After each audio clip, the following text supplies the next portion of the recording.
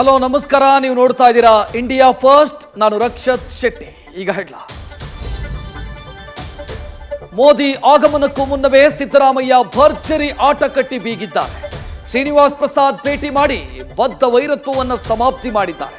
ಹಳೆ ಮೈಸೂರು ಭಾಗದಲ್ಲಿ ಅಹಿಂದ ಪ್ಲಸ್ ಒಕ್ಕಲಿಗ ಮತ ಬ್ಯಾಂಕ್ ಗಟ್ಟಿಗೊಳಿಸಿ ಕ್ಷೇತ್ರದಲ್ಲಿನ ಬಾಜಿ ಪಲ್ಟಿ ಮಾಡಿದ್ದಾರೆ.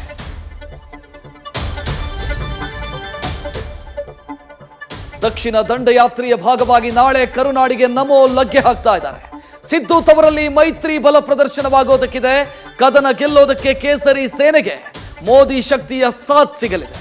ಇತ್ತ ಕಡಲ ತಡಿಯಲ್ಲಿ ಅಲೆಯನ್ನ ಸುನಾಮಿಯಾಗಿ ಪರಿವರ್ತಿಸಲು ಸಂಜೆ ರೋಡ್ ಶೋ ಕೂಡ ಆಯೋಜನೆಯಾಗಿದೆ. ತವರಿನ ಪ್ರತಿಷ್ಠೆ ಗೆಲ್ಲಲು ಸಿದ್ದು ಮತಬೇಟೆ ನಡೆಸ್ತಾ ಇದ್ದಾರೆ. ದಾವಣಗೆರೆಯಲ್ಲಿ ಶಾಮನೂರು ಹೋಮದ ಮೊರೆ ಹೋಗಿದ್ರೆ, ತುಮಕೂರಲ್ಲಿ ಸೋಮಣ್ಣ ಪರ ದೋಸ್ತಿ ಯಾತ್ರೆ ನಡೆದಿದೆ. ಬೆಳಗಾವಿಯಲ್ಲಿ ಎಕ್ಸ್ಟ್ರಾ ಪೆಗ್ ಎಲೆಕ್ಷನ್ ಕಿಕ್ ಏರಿಸಿದ್ರೆ, ಇತ್ತ ಗೌಡರ ಜೊತೆ ಡಿಕೆ ಅನುಭವದ ಕಾದಾಟಕ್ಕಿಳಿದಿದ್ದಾರೆ. ಎಲೆಕ್ಷನ್ನಲ್ಲಿ ಹಣದ ಹೊಳೆಯೇ ಹರಿತಾ ಇದೆ. ಜನ ಕಾಂಚಾಣ ಕುಣಿತಾ ಇದೆ.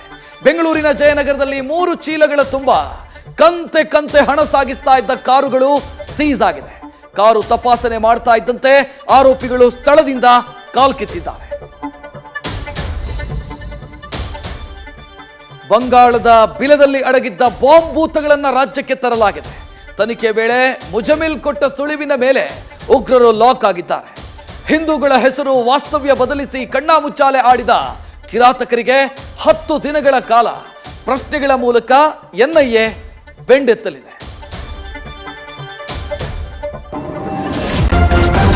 ನ್ಯೂಸ್ ಫಸ್ಟ್, ನಿರ್ಭೀತಿಯಿಂದ ನಿಮ್ಮ ಪರವಾಗಿ.